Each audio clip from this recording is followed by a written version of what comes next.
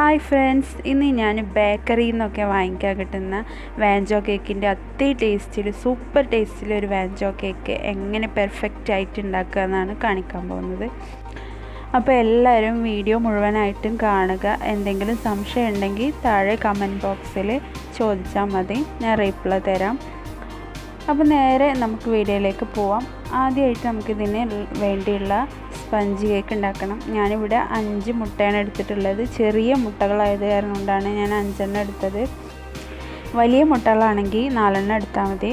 ഇനി ഇതിലേക്ക് 1 teaspoon vanilla essence, 1 നുള്ളു ഉപ്പ്, 1 കപ്പ് പഞ്ചസാര പൊടിച്ചത് കൂടി ഇട്ട് കൊടുക്കുക. എന്നിട്ട് നല്ല ഫ്ലഫി ആയി വരുന്നത് വരെ ബീറ്റ് ചെയ്ത് കൊടുക്കുക.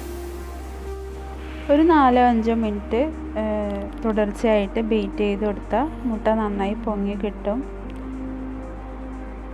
ഇപ്പോൾ മുട്ട നന്നായി പൊങ്ങി വന്നിട്ടുണ്ട്.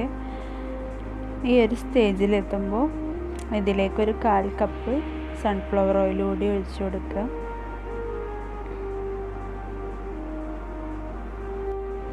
ഇനി ഇതൊന്ന് നന്നായി മിക്സ് ആവുന്നത് വരെ മാത്രം ബീറ്റ് ചെയ്ത് കൊടുക്കുക. ഒരുപാട് നേരം ബീറ്റ് ചെയ്യേണ്ട ആവശ്യമില്ല.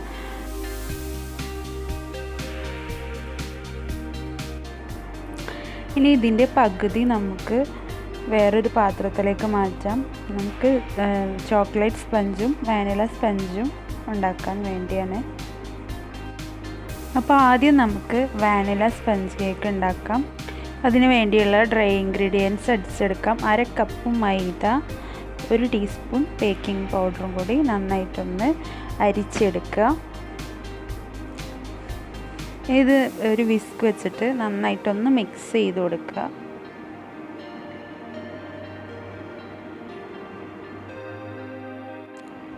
ഇനി ഇത് നമ്മുടെ എഗ് ബാറ്ററിലേക്ക് കുറച്ചായിട്ട് ഇട്ട് നന്നായിട്ട് മിക്സ് ചെയ്ത് കൊടുക്കുക.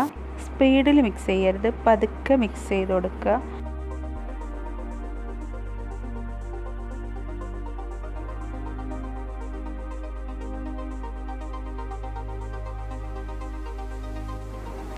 ഇനി ഇത് ഞാൻ ഒരു സോസ് പാനിലാണ് ഉണ്ടാക്കാൻ പോകുന്നത്. 8 ഇഞ്ചിൻ്റെ സോസ് പാനാണിത്. ഇതിൽ ഓയിൽ ഗ്രീസ് ചെയ്ത് വെച്ചിട്ടുണ്ട്. ഇതിലേക്ക് ഒഴിച്ചു കൊടുത്ത് ഒരു ചുവട് കട്ടിയുള്ള പാത്രത്തിന് മുകളിൽ വെച്ച് ലോ ഫ്ലെയിമിൽ വെച്ചിട്ടാണ് ഞാൻ ഈ കേക്ക് ചെയ്യുന്നത്. 15 മിനിറ്റ് ആയി കഴിഞ്ഞാൽ ഒരു ടൂത്ത് പിക്ക് വെച്ചിട്ടൊന്ന് കുത്തി നോക്കുക. അത് ക്ലീൻ ആയിട്ടല്ല വരുന്നതെങ്കിൽ ഒരു 5 മിനിറ്റ് കൂടി ബേക്ക് ചെയ്തെടുക്കുക. ഇപ്പം നമ്മുടെ കേക്ക് ഇവിടെ റെഡി ആയിട്ടുണ്ട്, വാനില കേക്ക്. ഇനി ഇത് ചൂടാറിക്കഴിഞ്ഞ് ഈ കേക്ക് ഇതിൽ നിന്ന് എടുത്ത് മാറ്റിയതിന് ശേഷം വേണം നമുക്ക് അടുത്ത ചോക്ലേറ്റ് സ്പഞ്ച് കേക്ക് തയ്യാറാക്കാൻ.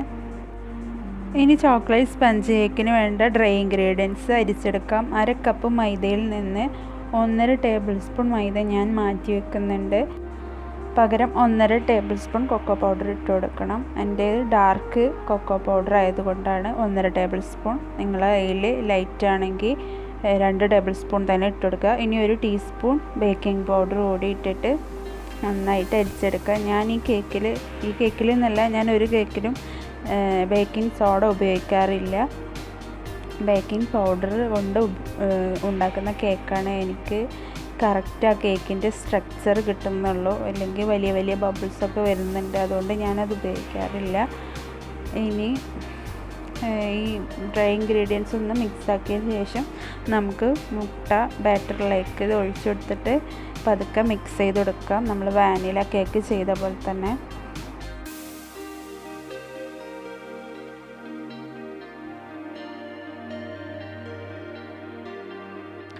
ഇനി സോസ് പാനിൽ എണ്ണ തടവി കൊടുത്തതിന് ശേഷം നമ്മുടെ ബാറ്റർ ഇതിലേക്ക് ഒഴിച്ചെടുക്കുക. നേരത്തെ പോലെ 15 മിനിറ്റ് ബേക്ക് ചെയ്തെടുക്കുക.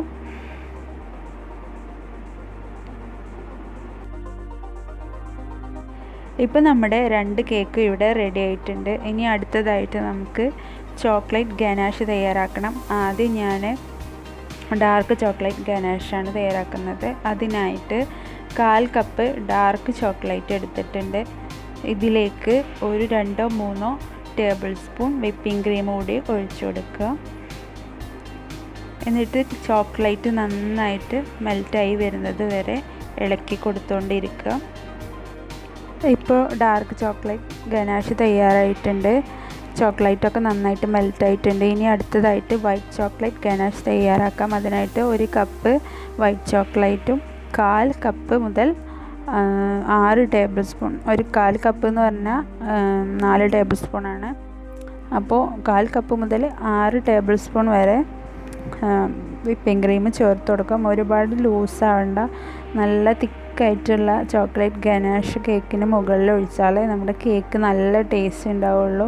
ലൂസായി കഴിഞ്ഞാൽ അത് മൊത്തം ഒഴുകിപ്പോവും, അപ്പോൾ മുകളിൽ നിൽക്കില്ല. അപ്പോൾ നല്ല തിക്കായിട്ടുള്ള ഉണ്ടാക്കുക. ഇനി അടുത്തതായിട്ട് ഞാനിവിടെ ക്രീം ബീറ്റ് ചെയ്ത് വെച്ചിട്ടുണ്ട്. അതിൽ നിന്ന് ഒരു 2 ലെയറിന് മുകളിൽ വെക്കാനുള്ള ക്രീം ഞാൻ വേറൊരു പാത്രത്തിലേക്ക് മാറ്റിയിട്ടുണ്ട്. അതിലേക്ക് 2-3 table spoon dark chocolate ganache നമ്മൾ നേരത്തെ തയ്യാറാക്കിയതിൽ നിന്ന് എടുത്ത് ഒഴിച്ചു കൊടുത്തിട്ട് നന്നായിട്ട് മിക്സ് ചെയ്ത് കൊടുക്കുക.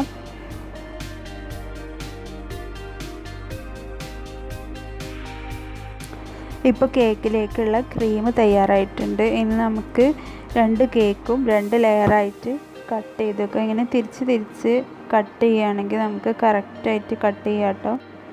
ഇത് നടുക്കുള്ള കുഴി ഞാനിത് ചൂടാറാൻ വെച്ചിട്ട് പോയി വന്നപ്പോഴേക്ക് എൻ്റെ മോനെടുത്ത് ടേസ്റ്റ് ചെയ്ത് നോക്കിയതാണ്.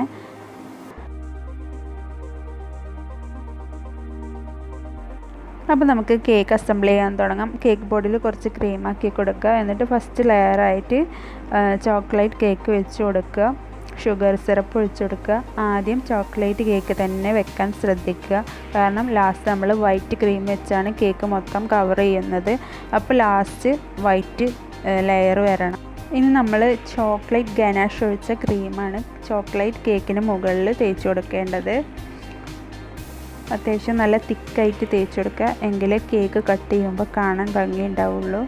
ഇനി വൈറ്റ് സ്പഞ്ച് വെച്ച് കൊടുക്കുക, വാനില സ്പഞ്ച്. ഷുഗർ സിറപ്പ് നന്നായിട്ട് ഒഴിച്ച് കൊടുക്കുക. ഇനി വൈറ്റ് ക്രീമാണ് തേച്ച് കൊടുക്കേണ്ടത്.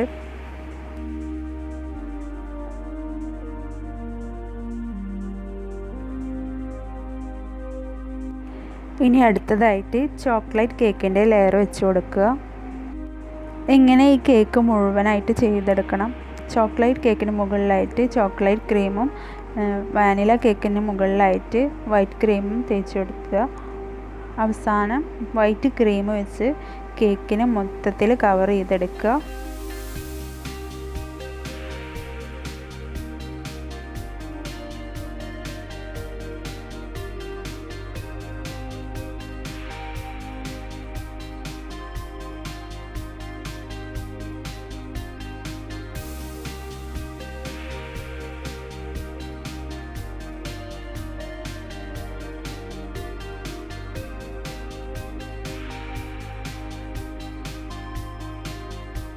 കേക്ക് മുഴുവനായിട്ട് ക്രീം വെച്ച് കവർ ചെയ്തതിന് ശേഷം ഒരു 15 മിനിറ്റ് ഫ്രിഡ്ജിൽ വെക്കുക.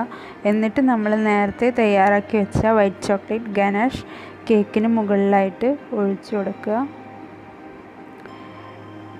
ഇതൊന്ന് മൊത്തത്തിൽ എല്ലായിടത്തും എത്താൻ വേണ്ടിയിട്ട് ഒന്ന് സ്പാച്ചില വെച്ച് പതുക്കെ സ്പ്രെഡ് ചെയ്ത് കൊടുക്കുക. പതുക്കെ ചെയ്യുക, അല്ലെങ്കിൽ നമ്മുടെ കേക്കിന് മുകളിൽ ക്രീം ഇളകിപ്പോരാൻ ചാൻസ് ഉണ്ട്. അപ്പോൾ പതുക്കെ സ്പ്രെഡ് ചെയ്ത് കൊടുക്കുക.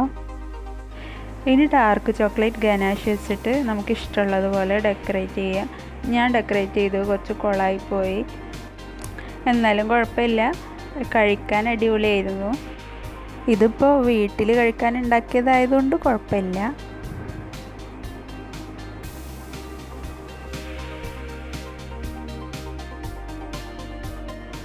കുറച്ച് ക്രീം ബാക്കിയായിട്ട് വന്നിട്ടുണ്ട്, അപ്പോൾ അത് വെച്ചിട്ടൊന്ന് ചെറുതായിട്ടൊന്ന് 4 സൈഡിലും ഡെക്കറേറ്റ് ചെയ്യാമെന്ന് വിചാരിച്ചു. അപ്പോൾ നിങ്ങൾ ബാക്കിയുണ്ടെങ്കിൽ അതുപോലെ ചെയ്യുക, ഇല്ലെങ്കിൽ ഇങ്ങനെ ആയാലും കുഴപ്പമൊന്നുമില്ല. വാൻചോ കേക്കിന് ഡെക്കറേഷൻ വേണമെന്നൊന്നുമില്ല കേട്ടോ.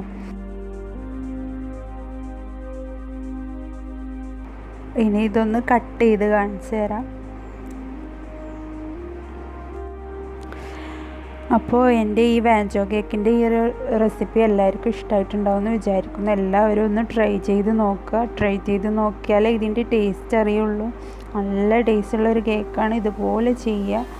നിങ്ങൾക്ക് ഈ വീഡിയോ ഇഷ്ടമായെങ്കിൽ ഒന്ന് ലൈക്ക് ചെയ്യുക, പിന്നെ മറ്റുള്ളവരായിട്ടൊന്ന് ഷെയർ ചെയ്യുക. ഇതുവരെ ചാനൽ സബ്സ്ക്രൈബ് ചെയ്യാത്തവരാണെങ്കിൽ ഒന്ന് സബ്സ്ക്രൈബ് ചെയ്യുക. Thank you.